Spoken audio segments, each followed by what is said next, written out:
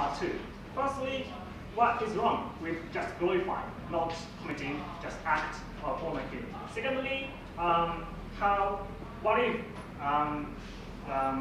disunity in the community happens and that might lead to more harm situation, things like that. We'd like to answer these two questions by talking about the related issues. So first, I'm going to talk about how So mainly we're talking about how decline of traditional authority can be expected by this policy. We think this can be gradual and peaceful transition to much more liberal community. Before let me engage with the open evolution case.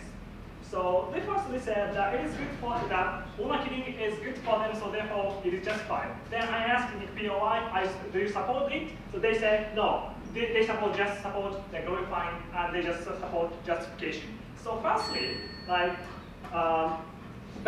then they say their harm is about when the owner killing happens and then whistleblower emerges and this is disunity occurs. Therefore, they actually recognize the act of owner killing happening right now in the local community in the first place. But secondly, Mr. Speaker, more importantly, we say just justifying and just glorifying owner killing itself is harmful for the women and children in this community. So OG said that human rights abuse is occurring because of the owner killing. We think even if there is no owner killing, just glorifying is harmful for these people. Why is that? Because we think justifying owner killing itself is mean justifying the idea that women should belong to the husband forever. There is no freedom for women. The women have to depend on the husband because there should not be any other husband who can give hand to the women, things like that. Therefore, we think if this traditional view is reproduced as a discourse in the community, we think it is harmful. Women have no other way but to depend on the husband. Therefore, husband do not allow, for example, women to go to the minor credit because that might give her autonomy from the husband. Therefore, we think it is much more difficult for the women to go into society and become an individual and responsible as citizens. So this is the answer to the question about glorification. So they said, this is a very good answer to the question about why not just wait for gradual change. Gradual change doesn't happen at all because the discourse is reproduced in this community. We point out that vast majority, this is my second analysis about extension, so let me go on to the extension. Sorry for being rude speech. So firstly about the what they talk about in their analysis about the harm of this proposal, they said that disunity is a problem and antipathy might emerge in the after plan. There might be some situation like Boko Haram in the after plan. We think we can ensure a gradual and peaceful transition to much more liberal community by taking this proposal. Firstly, we have to recognize the situation that there are two kinds of community. One is a community in which almost every single resident believes in the idea of owner killing. There is no possibility for gradual change. We think as follows, we do not target this kind of community because there is no whistleblower in the first place. But we were talking about a community where, for example, the minority traditional community, minority traditional authority believe in the idea of owner killing, and silent majority actually unthinkingly believe in this, unthinkingly adhere to the words of the traditional authority, and minority opponents, minority dissidents exist about the owner killing. Step please. So what is happening is that the point here is that even though traditional authority has no military power or material power, they have symbolical power as a leader, as a traditional authority. Symbolical power means not being disputed by anyone in the community. Because no one disputes this idea of authority, many people believe that it is justifiable, it is legitimate, there is no need for us to actually claim against this kind of act in the first place. Therefore, minority people who are distant in terms of owner killing are oppressed in the status quo. What's going to happen is very clear. We're going to actually we're going to give capital to the minority opponents, minority dissidents, in order to counter the power of the traditional authority. Traditional authority have to elicit and acquire strong support in order to keep their tradition as authority. However, it's not possible because they have no capital of authority to actually elicit support because there's no authority. Because they are disputed by the government, they're disputed by the dissidents, they're disputed by the silent majority who might prioritize supporting friends, than to supporting traditional authority, because traditional authority no longer has any authority because they are disputed in the first place. Your first speaker, Prime Minister, said that your policy takes place in places like Pakistan and Iran, where honor killings are the norm. Then you said that the policy takes place in places that honor killings are not the norm. Which one is true? I got you. Okay. The idea that honor killing is norm doesn't mean every single citizen believes in honor killing in the first place. Of course, the powerful man believe in honor killing. However, slight majority of people do not, even though they do not believe in honor killing, because the authority they adhere to the worst of the traditional authority. Therefore, they are unthinkingly, and even though because they're not victims, because their wives are not do not conduct adultery, and then the wives are not harmed by this honor killing. However, minority people are suffering because their wives or they themselves are actually killed by honor killing in this community. So, Mr. Speaker, what we have to recognize here is that there is no monolithic community in every single society, every single world. Therefore, we have to talk about diversity within the community and talking about how this diversity can actually work. Leads to the political consequence in this community. So what is the benefit of this policy? We think, as I flagged in my repetition, that women are dependent, women themselves think that they should be dependent on the husband. However, if we take this proposal by reducing the number of honor killings, what's going to happen is that women are going to think that they can actually beg for help for other men if your husband are doing bad for you, things like that. Therefore, there is a competition of men in that plan. The husband have to get a wife in order to generate, in order to keep a family. Therefore, men have to actually give the autonomy to the women in order not to be dropped by the women in that plan. Therefore, there might be some chance for migratory credit for going to the city and getting a job. We think that kind of thing is going to be beneficial for the women to go into society. Therefore, very proud.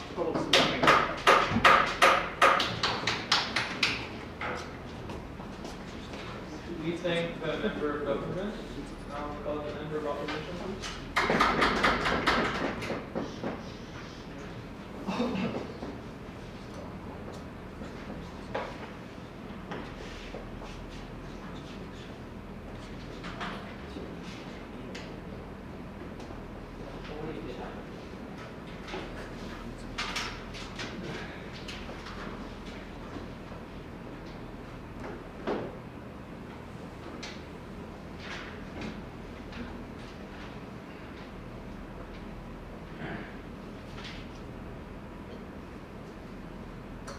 Thank you, Mr. Speaker. First of all, we would like to re-clarify on our side of the House what the key issues and the key values that we are looking at today are, which we would like you, the judges, to apply in evaluating which of our proposals is the most relevant in today's matter. And so on our side of the House, the relevant issues that we are looking at are going to be three things.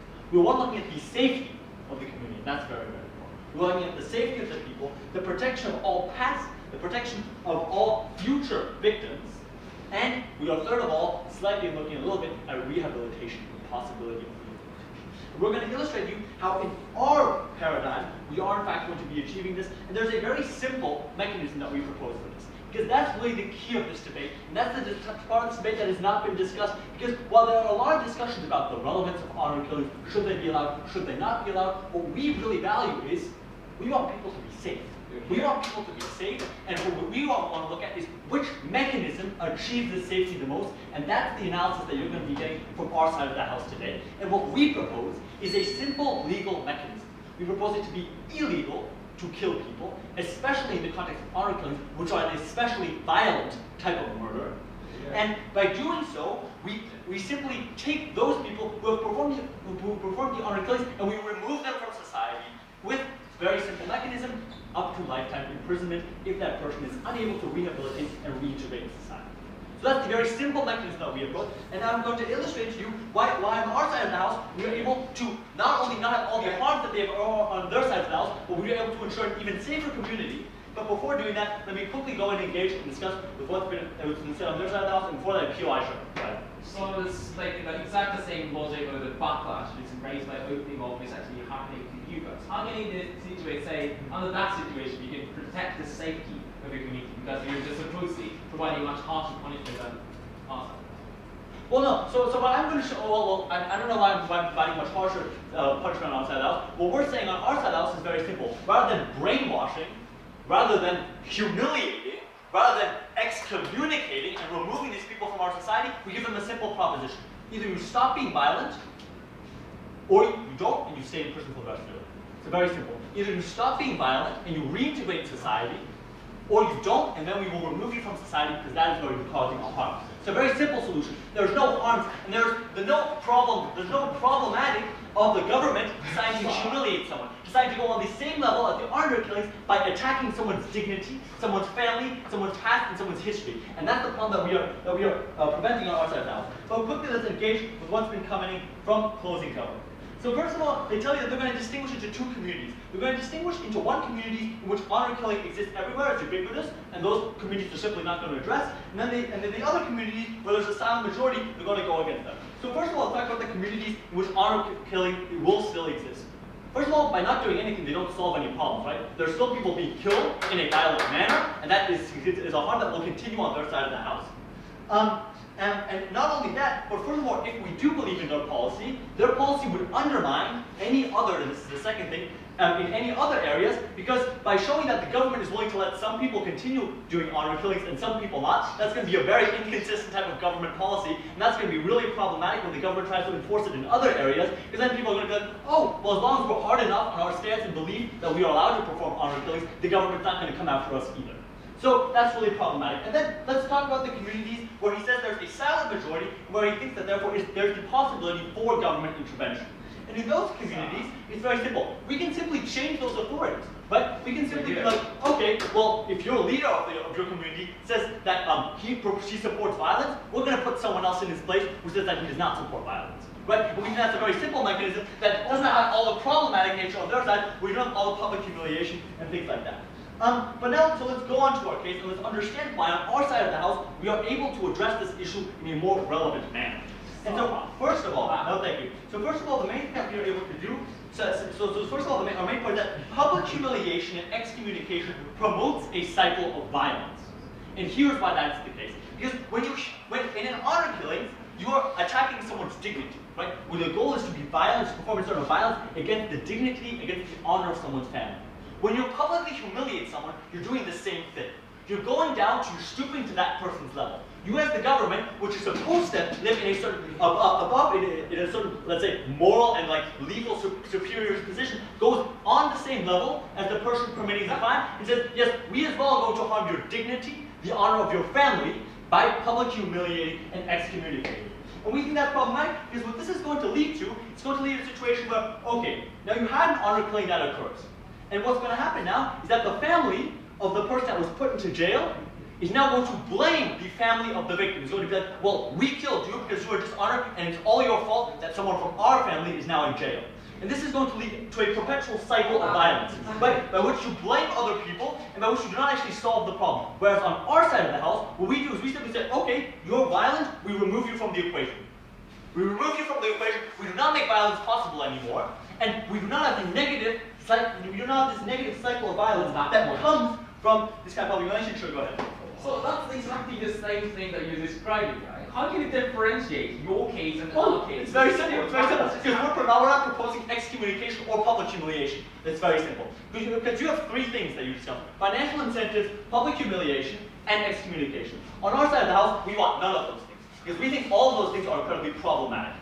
And we think that those are not the most effective way to address this policy. And here's the other benefit, and this is the third thing that we would like to briefly look at, is that on our side of the house, we affirm your freedom of belief. Because if you will remember my partner's POI on there, he said, would you support the brainwashing of individuals who believe this in order to eliminate their beliefs? And he said yes. And that's very, very important. Because what that means, what he believes, is he believes that the government has the, and should, in fact, manipulate people's beliefs. Right? So that the government's key role is to take someone and say, okay, we're now going to change your belief and put it in a manner, put it in a box that pleases us. And we think that's incredibly problematic because that's going to lead to a very slippery slope argument. Right? Because where are you going to stop them? Right? If the government is already allowed to manipulate people's belief systems, where are you going to stop? In our side of the house, we affirm it, right? We continue to allow people to practice their culture that they believe, but we believe that violence should and it can absolutely not be part of this culture. So for these three reasons, because we believe first of all, a system where safety is paramount, where the safety of people is guaranteed, where people's right to belief is guaranteed, and where the protection of victims is guaranteed, we are proud to oppose today's motion. Thank you very much.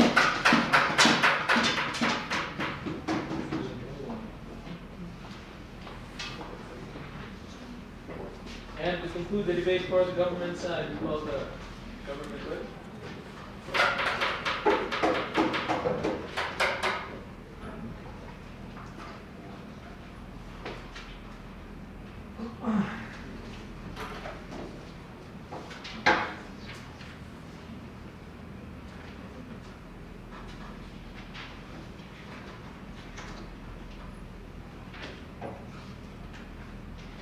Thank you, Mr. Speaker. Recently in India, the female university student has been killed by the owner killing just because she tried to marry with a different caste man. In order to prevent those kind of irreversible harm to happen again, we are very proud to propose this motion. In my speech, I'm going to clarify three things. Firstly, whether the government has a justification to intervene to the community. And secondly, whether this motion is really necessary in the status quo. And thirdly, after taking this plan, how we are going to change the community and how we are going to change the norm. Before that, I have several buttons to the member of the opposition. So firstly, he says that rather than this motion, imprisonment is a very beneficial thing. But Mr. Speaker, we don't think so, because in order to imprison someone, we have to find someone to begin with, right? But we think that those people were easily found already punished in the status quo, right? What we are talking about, we are targeting those people who have the potentially to do the owner killing. However, those people are hard to see. It's hard to see because those people try to hide their idea or so, right? We think that in this case, even a policeman cannot find those potential owner killing criminal, right? We think that in this case, how you're going to arrest those people to begin with? There is no answer came from the member of the opposition. No, thank you. And we think that if the police realize that it's too late, the victim is already killed. We think that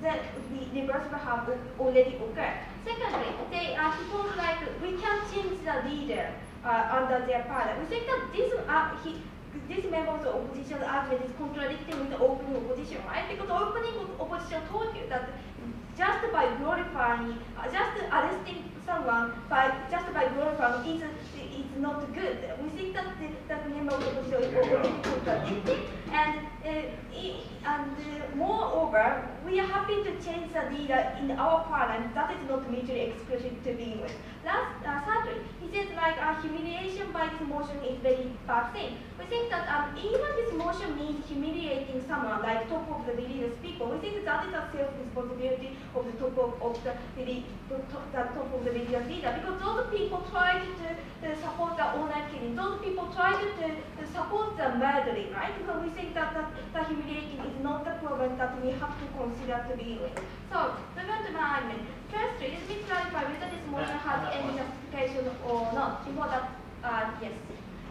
Isn't finding the criminal a problem that the criminal justice system has been facing for hundreds of years and has in fact been able to successfully survive because we are able to consistently find murders in our society? I see your point.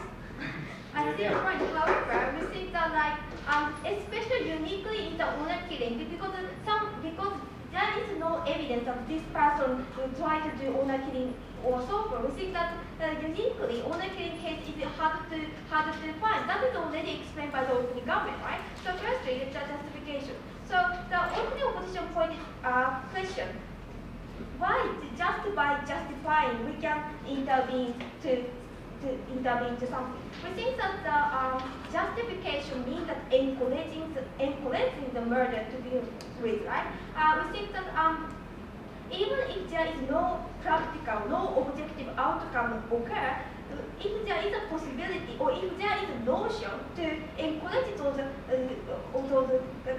crime or those murder to happen, we think the government has the justification to intervene and stop that harm to happen. For example, like if you threaten somebody that I'm going to kill you, even though you do not kill that person actually, the police can intervene and stop those people arrest those person because the other party are going to fear or those other party are going to hesitate to go out, afraid that maybe you're going to kill or somebody. We think the same case can be applied to this case. Because of the norm exists that the honor killing is justifiable, you can do honor killing. We think that women has to hesitate when they go out to society, when for society. Woman has to believe that I have to always follow what the man say that I have to do, right? Even though woman wanted to marry with other caste man, those women cannot say opinion to begin with, because if she says so, then she's going to be like murdered by her family or other people in the society. We think that it's so problematic. Secondly, let's look at the status quo and whether this motion is really necessary or not. So what we have from the opening opposition was like culture change is already occurring even under the burden. Organic change is happening, so there is no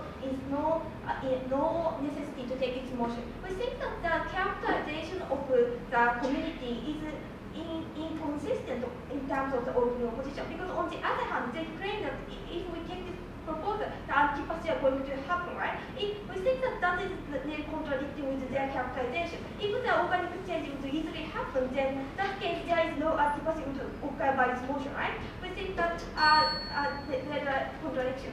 On the contrary, we think our characterization is really clear and consistent. We told you that because top of the religion has the authority, and no one can deny this authority, even though the bottom of the community people believe that the honor killing is not a good thing. I wanted to stop them. Those people cannot say the opinion, because if they say so, then those people are criticized by the biggest power, the biggest authority, right? And so but we think that if we take this proposal, we can't change that. We can't change that.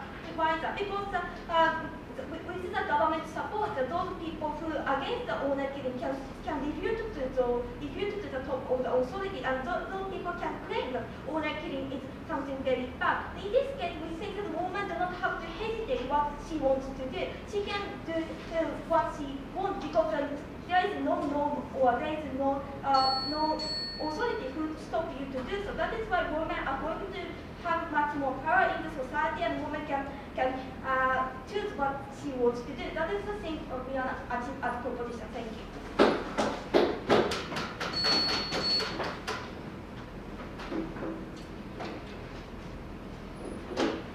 And to wrap up the debate today, we call the opposition vote. Mr. Speaker, it is an unfortunate reality of debate that you cannot hold two principles in the same hand. So it seems like side government is a really big fan of fiction. See, opening government wants us to live in 1984, in which they will find people and they will go kidnap them, brainwash them into believing what the government wants them to believe. They say that the best way to help these people is to humiliate them in public and ensure that there is brain control and thought control. We think that's problematic for reasons needless to say.